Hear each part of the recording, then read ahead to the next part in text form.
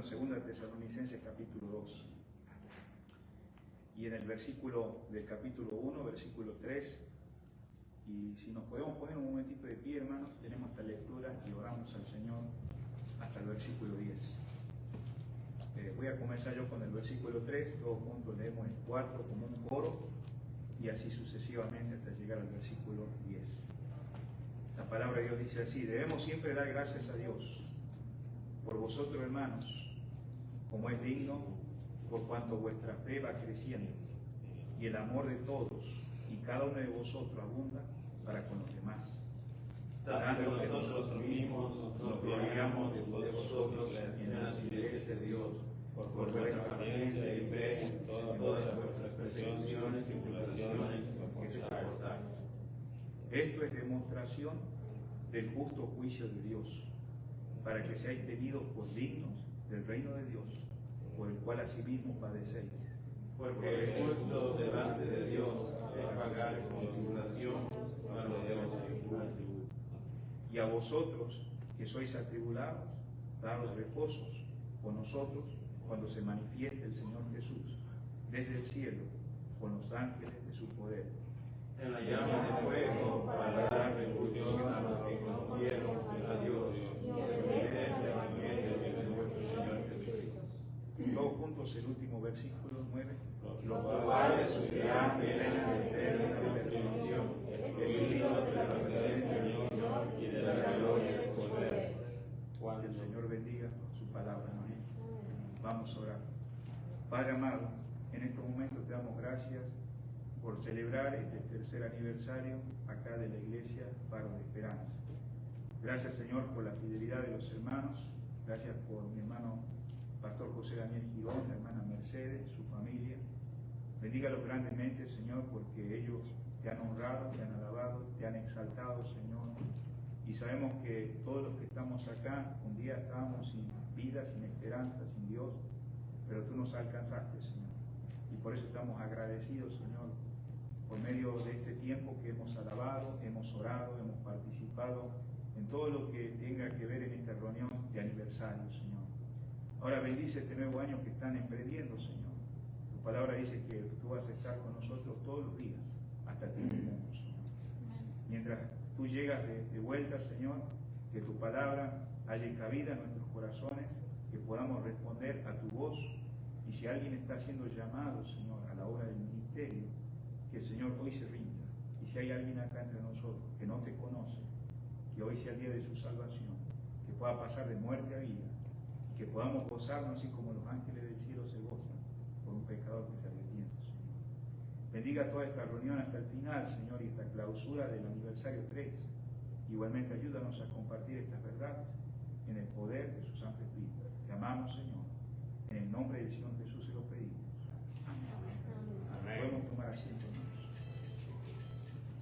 Como ustedes saben, para hacer un recordatorio, el énfasis, digamos, de esta carta, digamos, es que los hermanos, cuando comenzamos el primer viernes, en el capítulo 1 de Primera Tesalonicenses, es que Pablo con sus compañeros, Silvano, Timoteo y otros más, hacían memoria, acordándose que los hermanos habían hecho una obra de fe, habían hecho un buen trabajo de amor y habían tenido una constancia en la esperanza de nuestro Señor Jesucristo. Todo cómo comenzó todo esto, hermanos, no nos olvidemos, todo fue en una sinagoga. Ahí el apóstol predicó y dice que algunos creyeron, hermanos. Es que lo que pasa es que lo que Dios hace comienza eso a avanzar. Y miramos el día de ayer, hermanos, ahí si usted va al capítulo 5, recordando los versículos que miramos de Primera Tesalonicenses, dice la palabra de Dios en el versículo 11, dice de animarnos unos a otros. Y ustedes saben que los creyentes debemos tener responsabilidad unos para con nosotros. No solamente animarnos, sino edificarnos unos a otros. Pero no debemos olvidar que siempre la obra comienza con algunos. Y aunque, por ejemplo, a veces no están los que comenzaron, en este caso Pablo ya no estaba acá, pero quedaron otros hermanos. Y la obra creció, porque la obra es del Señor. ¿Qué le correspondía a la iglesia? Reconocer a aquellos hermanos que trabajan entre vosotros, hermanos. Esos son los pastores, hermanos. que son los ancianos, son los obispos. Gracias a Dios por aquellos que siguen fieles al Señor, hermanos. Si la iglesia va a continuar en ese amor, en esa esperanza, hermanos, en esa fe, hermanos, no debemos olvidarnos que debemos hacer partícipe de toda cosa buena al que nos incluye, hermanos.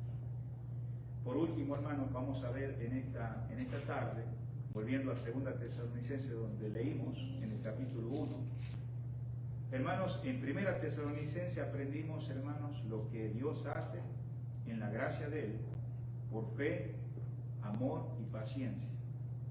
Ahora miramos el crecimiento, hermanos, y el énfasis que ahora el apóstol Pablo está dando acá, en el versículo 3, y ahora vamos a estar dando énfasis a este punto, hermanos.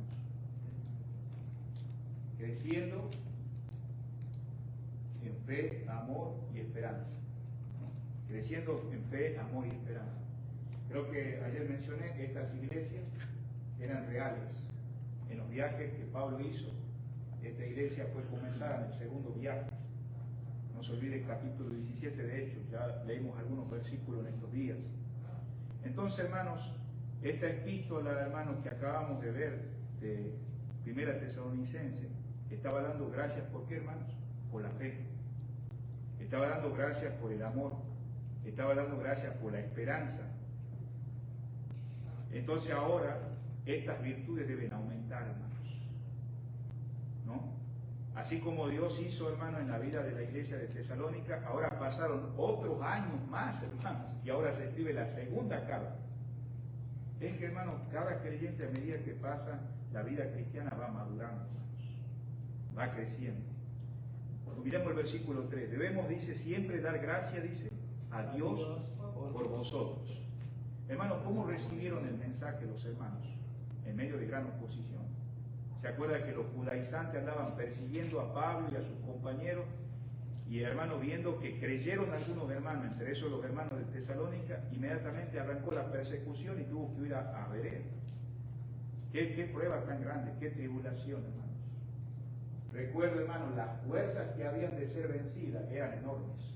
Porque, hermanos, Dios es el que está obrando. Todo el pecado del mundo estaba en formación, en combate contra el Evangelio. Todo el peso mortal de la indiferencia de los hombres. Todo su orgullo. Ahí estaban todos los judaizantes, hermanos.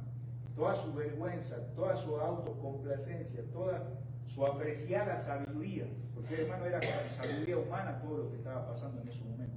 Pero lo que Pablo estaba predicando era el Evangelio. El Evangelio que un día llegó a nuestras vidas, hermanos. Pero todo fue arrollado por el poder de la predicación de Pablo, hermanos. Hermanos, sigamos predicando el Evangelio. Sigamos siendo fieles al Evangelio. No solamente, hermanos, hablando del Evangelio, viviendo el Evangelio. Pablo decía, para mí el vivir es Cristo y el morir es ganancia. Entonces, viendo, ¿verdad?, esto que está pasando, hermanos, dice acá que ellos en estos momentos estaban como en una deuda. ¿Cómo una deuda, hermanos? Miren conmigo a 2 Tesalonicenses 2:13. Estamos en el mismo libro. No deje el capítulo 1. Vamos al capítulo 2, por favor. Dice la palabra de Dios, pero nosotros debemos dar siempre gracias a Dios respecto a vosotros, hermanos amados por el Señor, que Dios os haya escogido desde el principio para salvación, mediante la santificación por el Espíritu y la fe en la verdad. Hermanos, no era algo de la casualidad que Pablo haya llegado a Tesalónica y que haya entrado a esa sinagoga y que en la predicación del Evangelio algunos creyeran, hermanos. Es que la palabra es poderosa y sin embargo él enfatiza algo acá en este versículo que acabamos de leer. Dice que él los haya escogido desde el principio. ¿Quién tomó la iniciativa de la salvación, hermano? ¿Fuimos nosotros? No, hermanos. Dios tomó la iniciativa, hermanos. Y tenemos que darle la gloria y la honra al Señor todo el tiempo, porque Él tomó la iniciativa. El ser humano en ningún momento, hermano, aún en el fracaso en el Edén, le buscó al Señor. El Señor le preguntó a Adán, ¿dónde estás? ¿Dónde estás? Y no le preguntó porque Dios no supiera, porque Él es omnisciente, hermanos. Amén. Es omnipresente. Pero ¿sabes por qué, hermano, Dios estuvo en esa búsqueda de la pregunta ¿dónde estás? Es porque quería ver qué respuesta el hombre podía dar. Si él tomaba la iniciativa en medio de ese fracaso del pecado. Pero ahí, hermano, Dios lo buscó, hermano. Y él cumplió su promesa.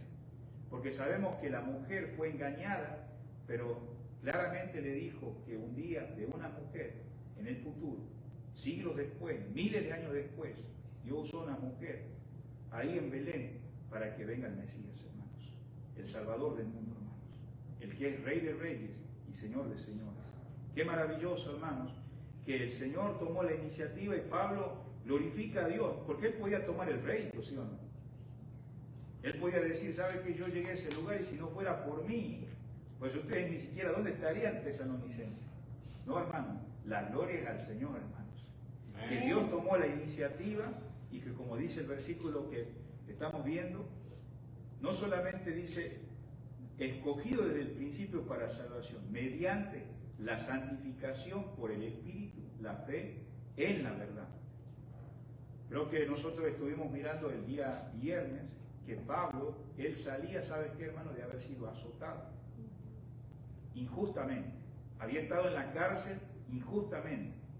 Todo por falsos, hermanos, testimonios de los judaizantes, pero él sufrió con gozo ahí con Sila y sus compañeros. ¿Y cuál fue la clave de que Pablo mantuviera fiel al Señor, hermanos? El perdón. Perdonar a aquellos todos que le ofendieron.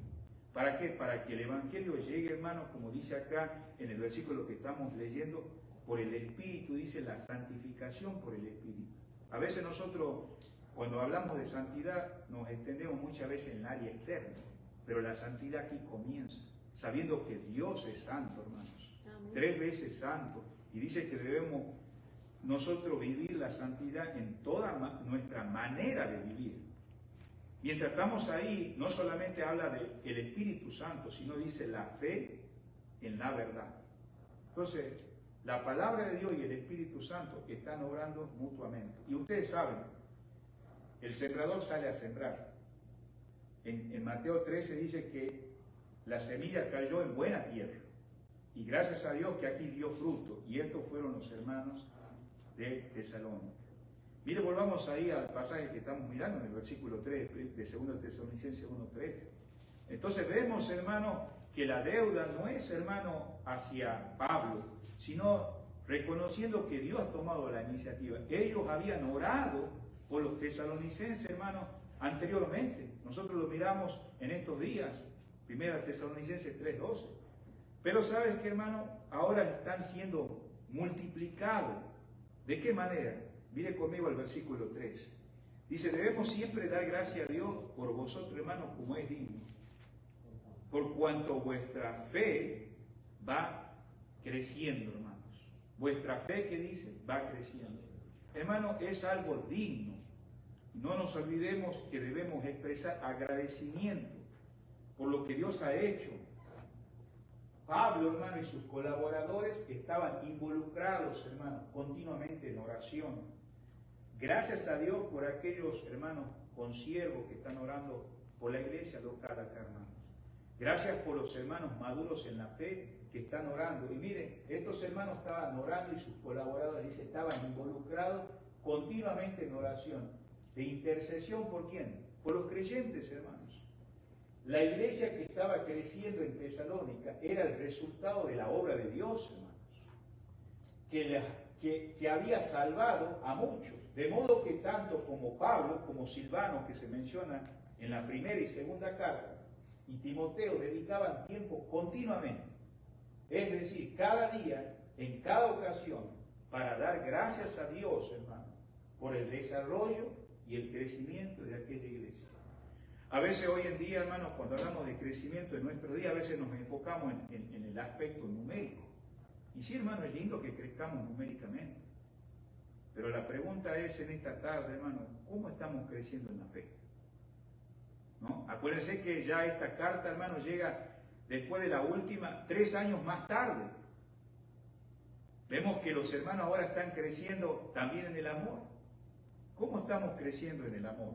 ¿Cómo estamos creciendo en la esperanza?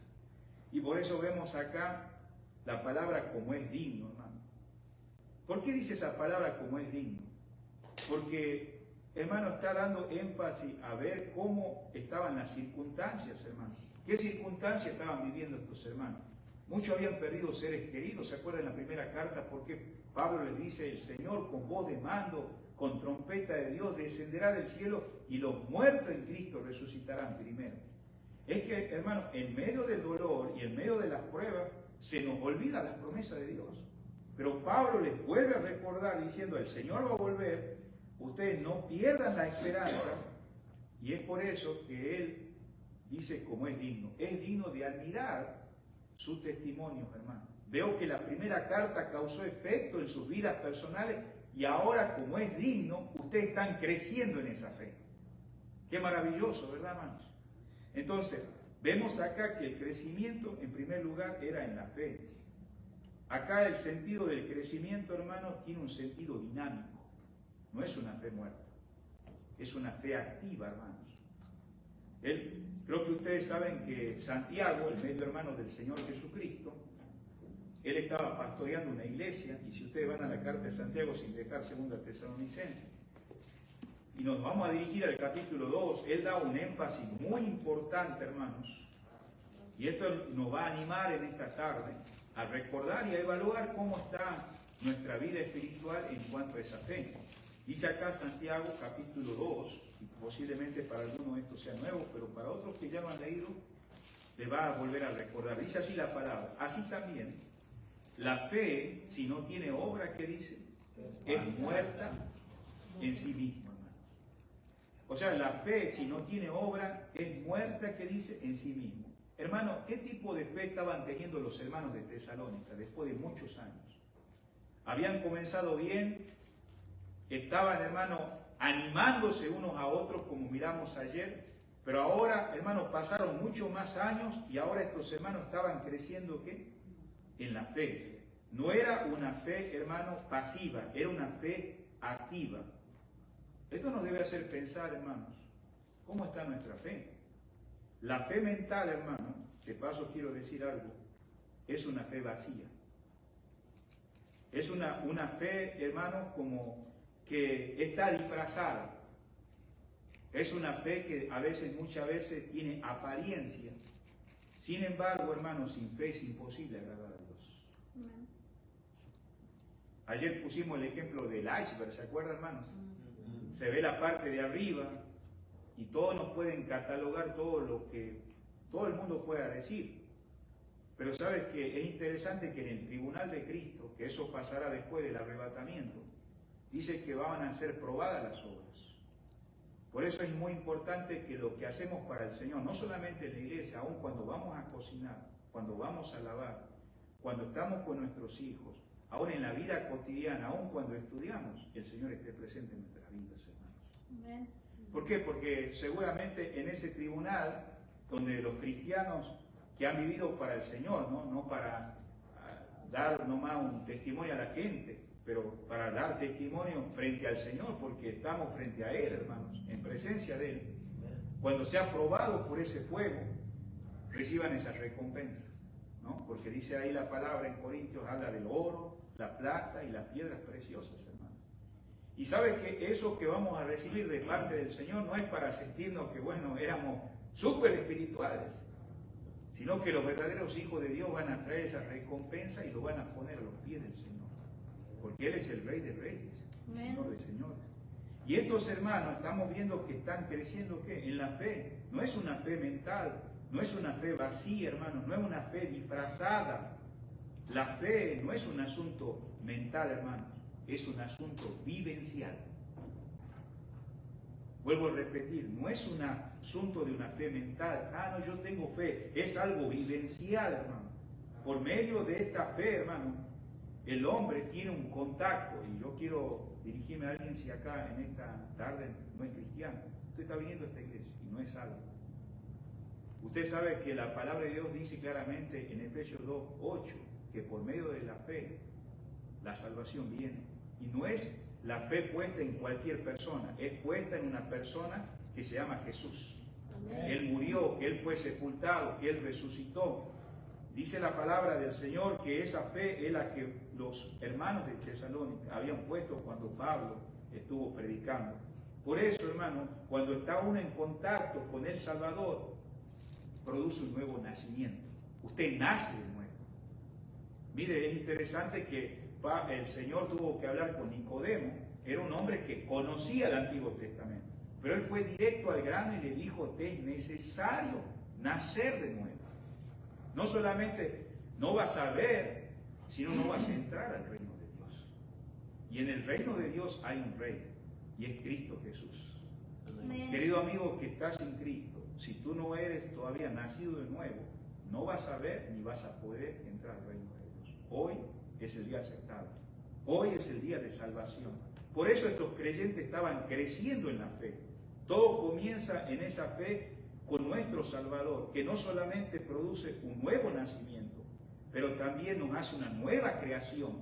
Santiago 5:17 dice: de modo que si alguno está en Cristo, dice, nueva criatura es.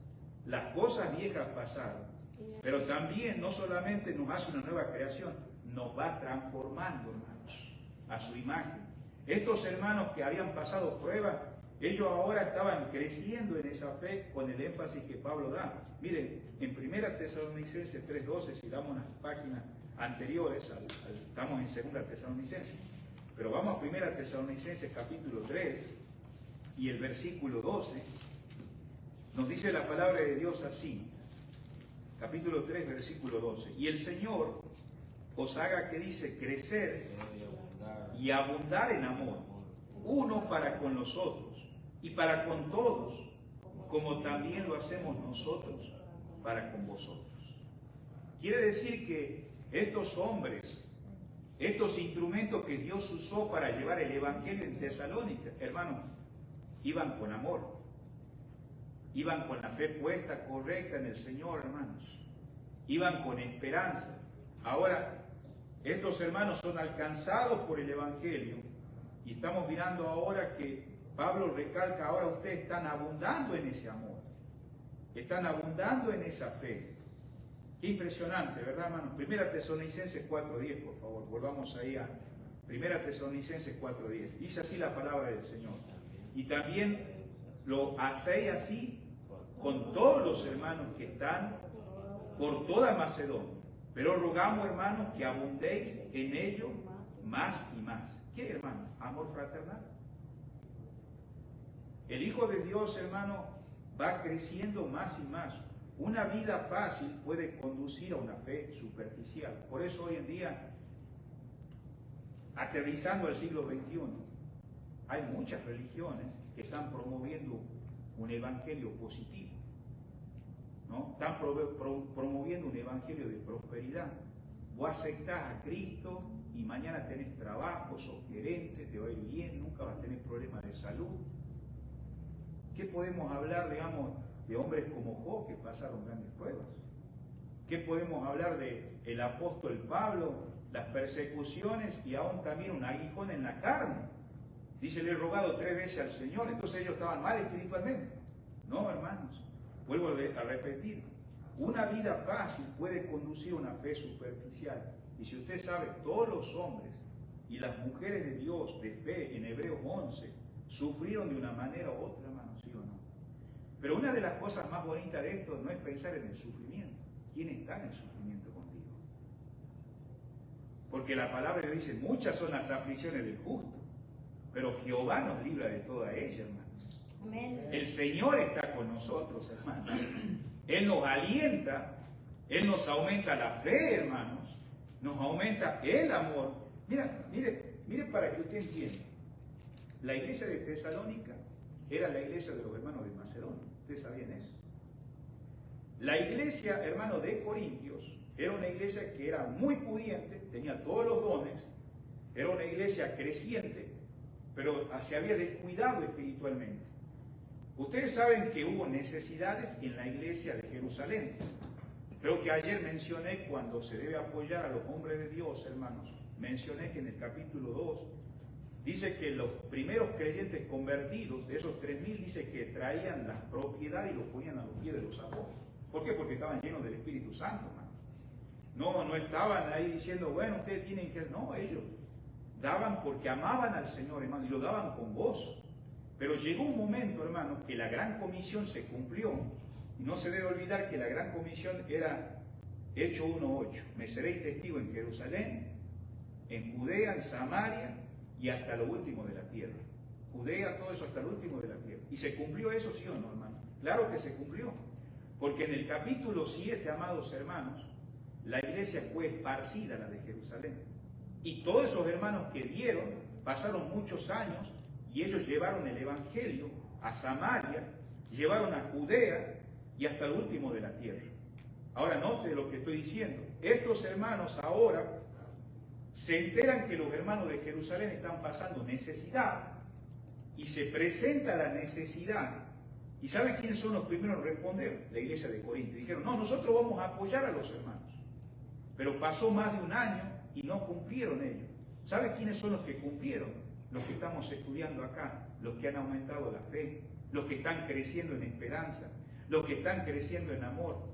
Si te has dado cuenta, hermano, es fácil cuando sufrimos caer en la autocompasión. ¿Sí sabías eso? ¿Qué es la autocompasión? Yo soy el único que estoy pasando.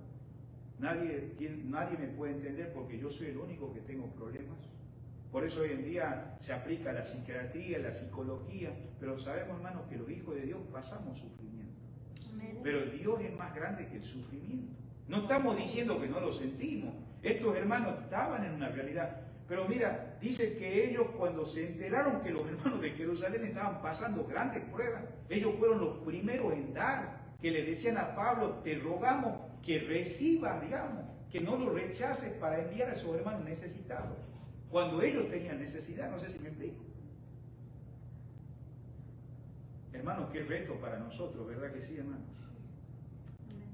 Ellos, hermanos, sufrieron bastantes obstáculos. Continuemos, hermano, ahí en 2 Tesalonicenses, capítulo 1. No solamente destaca, hermano, que son dignos estos hermanos, porque su fe va creciendo, dice, su amor va aumentando. Este amor, hermano, no solamente es algo general. Por ejemplo, uno puede decir, la iglesia está creciendo en amor, pero mira, vamos a verlo al texto más detallado. Dice, y el amor de todos, note, el amor de todos, está hablando de un grupo colectivo, pero mira lo que aclara Pablo acá, dice, y cada uno de vosotros. ¡Wow! Ya no se trata de algo colectivo. Podríamos hacer una pregunta en esta noche, ¿cómo está tu amor?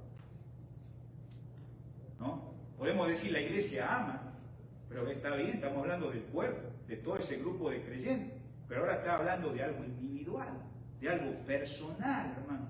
Además de este amor generalizado, no es distinto solamente, pero dice acá, de cada uno. O sea que el amor, la actitud, hermano, es para con todos. Por eso cuando muchas veces alguien quiere servir al Señor, y yo sé que Dios va a levantar hermanos que van a servir al Señor, muchas veces se enfocan en servir al pastor. Y qué bueno, es bueno servir al pastor y a su familia. Pero recordad que la iglesia es un cuerpo, tenemos que servir a todos. Amar a unos a otros. Porque esto no se trata de una posición, la iglesia es un cuerpo, hermanos. Es un grupo familiar, hermanos. Y por eso vemos acá que esta prueba era el amor fraternal. Se amaban todos, pero también dice unos a otros. Ese amor estaba aumentando intensamente, hermanos. Se iba extendiendo, iba incrementando ese amor fraternal. Me gusta esta frase porque a veces algunos dicen, bueno, es fácil hablar del amor, pero el amor hay que vivirlo, hermanos. Y esta frase me gusta del hermano, ¿cómo se llama? Que dice acá, bueno, primeramente hemos hablado de la fe. Su fe crecía, una fe que no resiste a las pruebas, no es confiable. Los creyentes nuevos deben saber que su fe será aprobada, porque de esta manera Dios comprueba si su profesión es genuina. ¿Se acuerda del sembrador? Salió a sembrar, semilla cayó entre espinos, otra semilla cayó entre piedras, otra cayó a la orilla del camino, pero otra cayó en buena tierra, y en las 4 tierras pasaron situaciones diferentes. ¿Sí? Y termina diciendo, se comprueba si su profesión es genuina. Hermanos, estos hermanos pasaron grandes pruebas, y pruebas de fe. pero también fue probado en cuanto a su amor, y su amor crecía. Cuando se quita el amor tanto hacia Dios como hacia el prójimo, ¿quién es el prójimo? Mis hermanos de la iglesia, mi esposo, mi esposa, mis hijos, mis compañeros de trabajo. La sustancia de la vida cristiana desaparece. Las exhortaciones de la ley, los profetas, ¿y cuál es la exhortación? Amarás a tu Dios con todo tu corazón, amén. Pero también dice, amarás a tu prójimo como a ti mismo. Sobre la ética del reino, en todos sus aspectos, solo es posible mediante el ejercicio correcto del amor a Dios y que impulsa en obediencia a proporcionar en comunión el amor al prójimo. No se trata de amar en palabras, sino en obras. El apóstol Juan, ahí lo menciona, ahí está el pasaje bíblico, no lo vamos a leer, pero si usted lo quiere anotar. Sabemos que ha habido siempre situaciones donde uno puede hablar que amamos, pero dice que este amor de los hermanos de Tesalónica estaba siendo incrementado. ¿Por qué? Porque había un desarrollo a depender del Espíritu Santo, sujetarse al Espíritu Santo.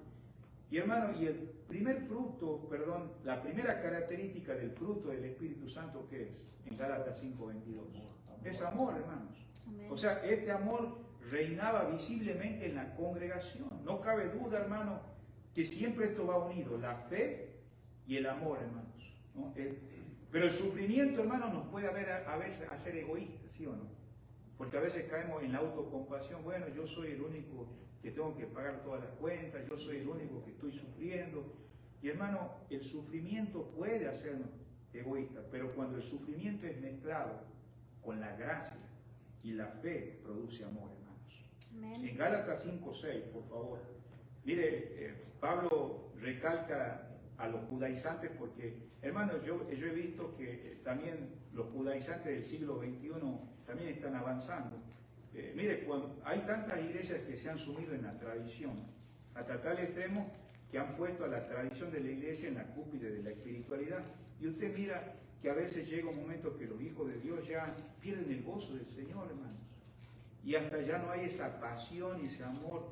Y mire el énfasis que Pablo le da a los Gálatas, porque ellos fueron también afectados por algunos que empezaron a poner cosas en su corazón. Mire lo que dice Gálatas 5:6. Dice la palabra del Señor así: porque en Cristo Jesús ni la circuncisión vale algo, ni la incircuncisión, sino la fe que obra por el amor. Ustedes saben que había hermanos que venían de trasfondo judío. Se convirtieron al Evangelio, pero había algunos que le decían, no, se tienen que circuncidar. Sabemos que es una práctica que hace el pueblo de Israel, o un hijo nació después de 8 días. Entonces, pero ellos lo ponían como algo muy importante, y mire hasta dónde llegaba el punto, que se rompían las relaciones. A veces, ¿cuántos hermanos que no distinguimos la sana doctrina, nosotros mezclamos y ya perdemos de vista el amor en verdad, y justamente en vez de aumentar ese amor, hasta estamos perdiendo los propios hijos en la propia iglesia. A veces por poner cosas, hasta cargas pesadas, hermanos, que ni nosotros los llevamos, hermanos. Amén. Y mire, por eso dice, ni la circuncisión vale, ni la incircuncisión. ¿Cómo termina el versículo que está diciendo Pablo a los hermanos de Tesalónica? Dice, sino la fe que obra por el amor. Hermano, ¿por qué vamos a poner en riesgo las relaciones? Yo doy gracias a Dios, hermano, lo que ha pasado aquí ayer. Tal vez algunos, se están aprendiendo. Pero Dios no nos ha mandado a ser uniformes. Dios nos ha permitido vivir en la diversidad. Amén.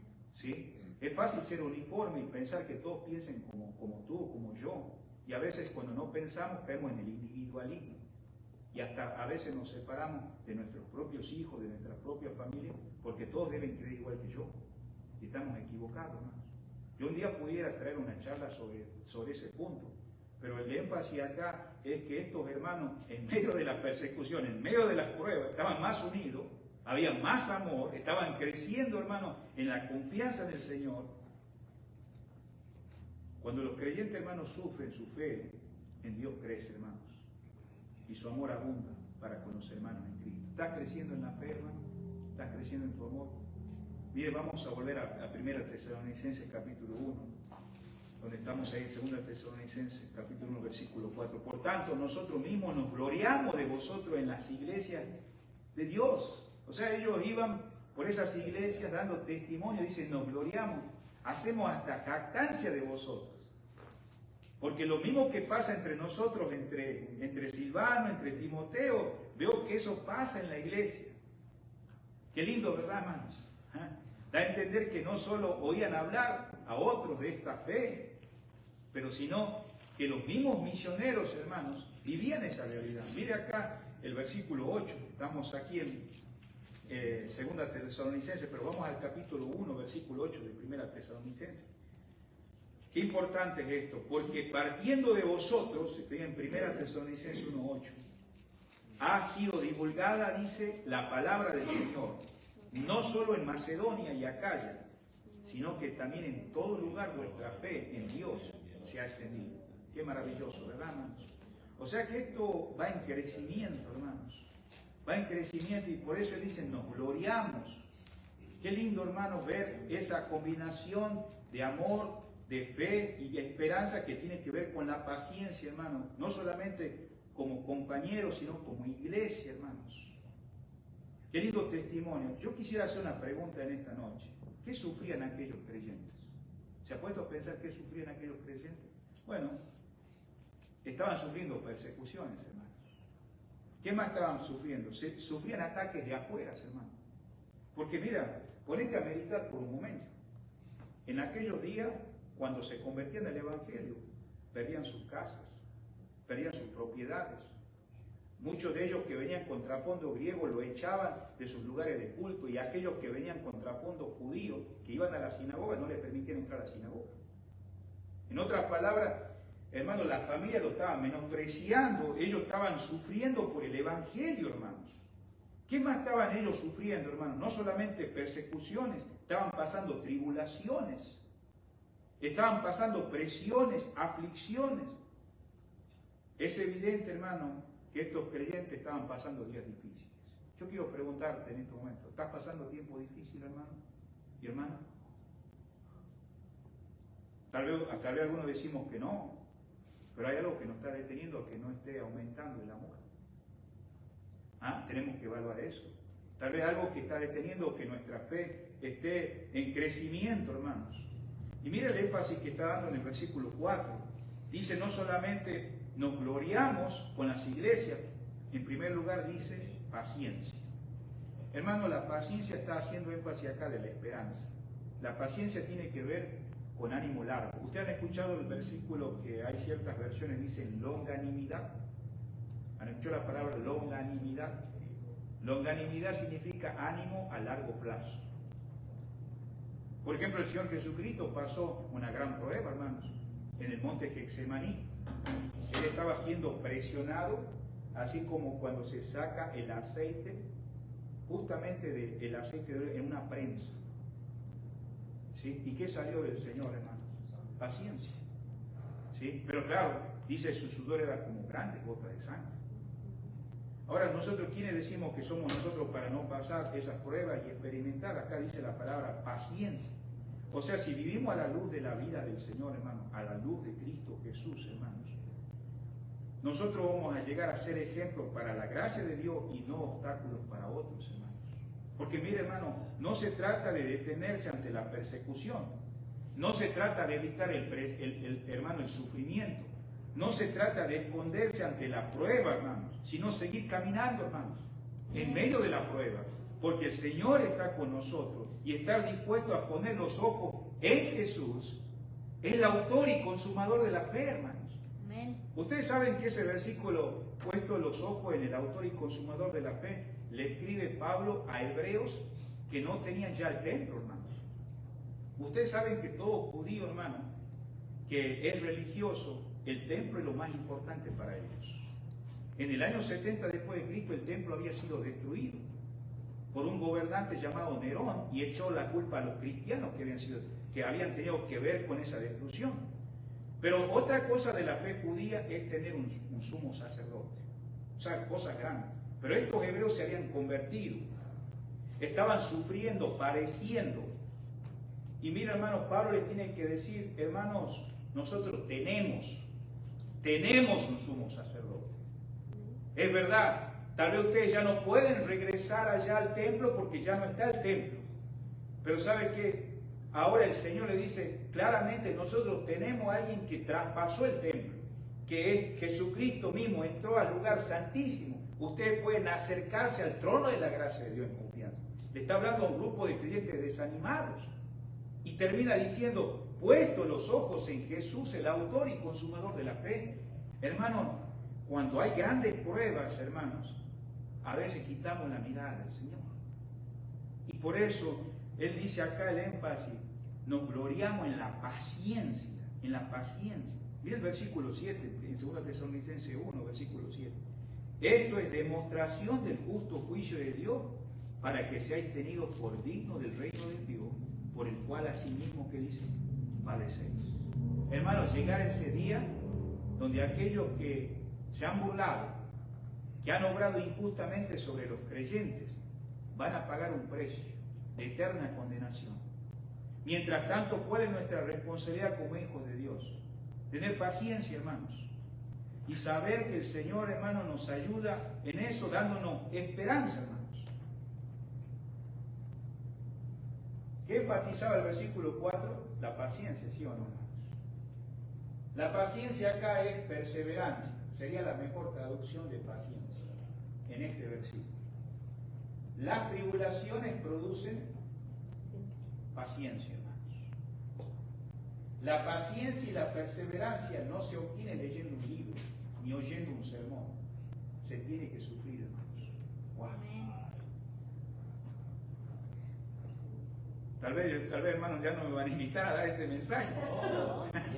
Pero yo quiero ser realista en cuanto a esta realidad. No estoy hablando de un sufrimiento donde tú vas a vivir sufriendo. No, el Señor está con nosotros, hermano. Amén. Él nos consuela y nos anima. A veces hay gente que no entiende y dice, ¿y usted cómo puede vivir en una sociedad así que realmente el mundo se está viniendo abajo?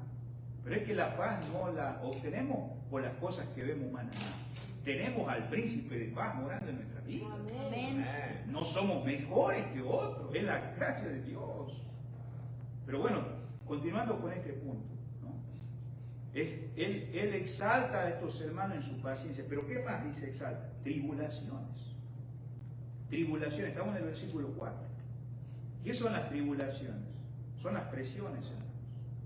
Aquí el término tiene que ver con un sentido que ellos estaban siendo perseguidos y que ellos daban a entender que la acción del enemigo era contra los cristianos.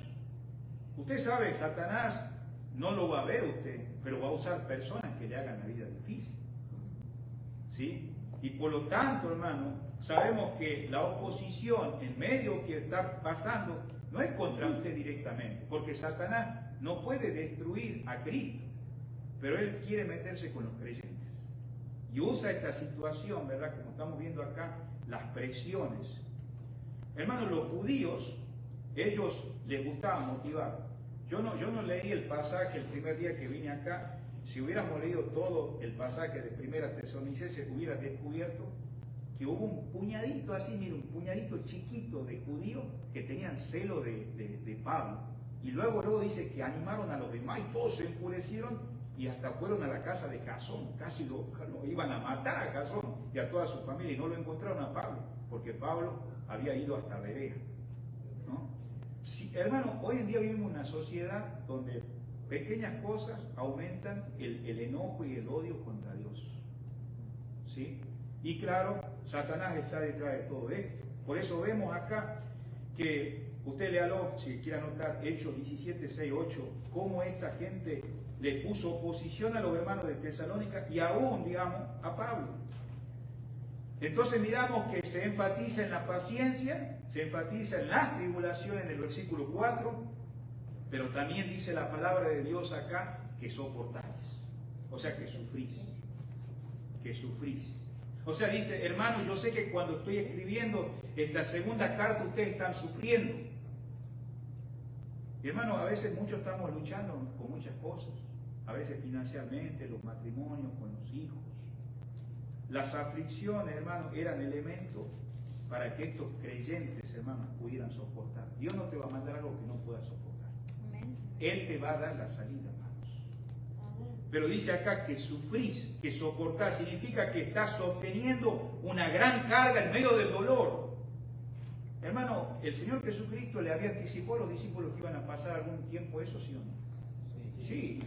Antes de que Él se fuera, en San Juan 16:33, Él les pone claramente: en el mundo tendréis aflicciones, ¿no? Jesús le habló anticipadamente lo que era vivir para el Señor, pero confiáis, yo he vencido al mundo.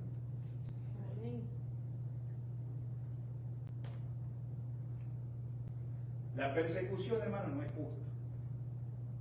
Mire, todas las cosas que usted está viendo ahora en el siglo XXI, ya vamos a salir de los tesalonicenses y vamos a ver ahora, es una preparación para lo que va a pasar en la gran tribulación. Nosotros ahora mismo estamos esperando el arrebatamiento de la iglesia. Las cosas que usted está mirando ahora, eso nomás es una preparación, pero las verdaderas persecuciones que va a haber en la gran tribulación. La persecución no es justa, hermano, sino injusta. No es por causa de maldades cometidas por los creyentes, sino por su justicia. ¿Se acuerda que Pedro decía claramente que debemos sentirnos gozosos si sois tenidos por padecer afrenta por el nombre del Señor Jesucristo? Sufre persecución injustamente, padeciendo por causa de su santidad y testimonio delante del Señor. Hermano, este mundo, hermano, llama a lo bueno malo y a lo malo bueno. Nuestros hijos están siendo expuestos hoy en día en ideologías de género, en escuelas, en matrimonios igualitarios. Y eso no es nada, hermano, se viene un tiempo más difícil.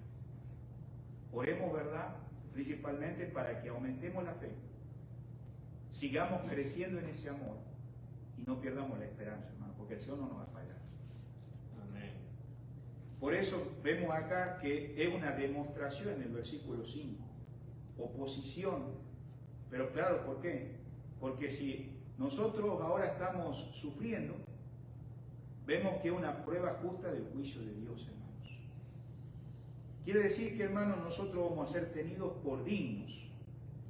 Gracias al Señor por eso, hermanos. Porque sabemos que el Señor está con nosotros, hermanos. Había un himno que nosotros cantábamos en Argentina, que acá yo no lo escuché mucho, pero decía: si sufrimos acá, reinaremos allá. Basado en Timoteo, ¿no? Que es mire, lo vamos a ver acá. Pero, hermanos, se vienen esos días maravillosos. Esto no es para siempre. El apóstol Pablo decía: no se comparan estas cosas con las glorias venideras que se vienen, hermanos. Mire conmigo acá la carta de Timoteo, estamos en Tesalonicenses, ¿no? Dice acá el capítulo 2, versículo 11: palabra fiel es esta, dice: si somos muertos con Él, también viviremos con Él. Si sufrimos también, dice, reinaremos con Él. Pero aquí viene una palabra interesante: si le negáramos, Él también nos negará. Y si fuéramos infieles, Él permanece fiel. Él no puede negarse a sí mismo. Amados hermanos, quiero finalizar con esto. Yo quisiera ir con los últimos versículos, pero ustedes saben lo que se viene a la gente que rechaza el Evangelio. Ahora, si hay alguien acá entre nosotros que no es creyente, pues yo no puedo decir: bueno, hermano, acá todos somos los más fieles. Mire, hemos estado en iglesias donde hay gente que estuvo 20 años en una iglesia, tal vez hasta por tradición o porque su abuelo o su mamá o quien sea. Pero, hermano, dice la palabra: la fe no fingida. Si usted no ha tenido un encuentro con Dios, usted no lo conoce de una manera personal, el Señor le está llamando. Hoy es el día de salvación, hoy es el día aceptable. En Apocalipsis 3:20 dice: aquí yo estoy a la puerta y llamo. Yo sé que ese versículo no es para compartir, digamos, el plan de salvación, pero, hermano, era una iglesia que había sacado a Jesús fuera de la propia vida de la iglesia. Pero es interesante, dice ahí: que aquí yo llamo a la puerta, y si alguno oye mi voz y abre la puerta. No sé si conté la historia acá de un hombre que pintó un lindo cuadro, y era muy famoso porque pintó un cuadro donde aparecía Jesús golpeando la puerta y era la figura de un corazón. Y entonces, como ustedes saben, siempre en alguna pintura hay críticas. Y bueno, pasaron los días, la gente admiraba el cuadro, tomaba fotos y todo, hasta que apareció un crítico y dijo, acá veo un error en el cuadro. Y entonces alguien preguntó, ¿verdad?, quién hizo el cuadro. Y entre medio de esa gente que estaba mirando el cuadro, se paró el autor de la pintura y dijo, soy yo. Entonces dice, bueno, mire, yo estaba mirando su cuadro y observo que toda esta figura de Jesús está muy linda, yo observo bien el corazón, observo bien la puerta, todo, pero veo un error acá. Y entonces el autor del cuadro le dice, ¿cuál es el error? Entonces le responde el crítico, dice, lo que pasa es que la puerta no tiene una manija, no tiene un picaporte, no tiene una cerradura. Entonces el dueño del cuadro le dijo, lo que pasa que esa manija que usted no la ve por fuera, está por dentro, y solamente el dueño la abre. Entonces solamente yo te quiero decir algo, ya el Señor ha golpeado la puerta de tu corazón hace tiempo, y nadie de este lugar, ni siquiera el pastor ni yo, podemos tomar decisión por vos. Amén. Puede ser que hoy sea la última vez, no te podés jugar la vida. ¿Cómo está tu relación con Dios? Tal vez alguien acá que está apartado de la fe, tu comunión se rompió. Dice, si confesamos nuestros pecados, Él es fiel y justo para limpiarnos de toda maldad. Amén. Y para aquellos hermanos que siguen creciendo en amor, en fe y en esperanza, hermanos, me gustaría mostrar un breve video de 3 minutos. Espero que salga el sonido en este video. Pero sabes que esto se trata de una persona, y aquí hay gente de México, ¿no? Sí. Sí, ¿verdad? Algunos que saben de las Olimpiadas que hubo en 1968, y justamente de alguien que era de la raza morena, de Tanzania. Él corrió y era un buen corredor, comenzó, pero terminó. No terminó como primero, pero llegó. Y nos deja un mensaje. Tal vez ya comenzaste hace tiempo en la vida cristiana. Yo te quiero decir, termina bien, que tengas una fe creciente, que tengas un amor creciente unos a otros, que no pierdas la esperanza en el Señor. Después lo dejo al pastor que termine.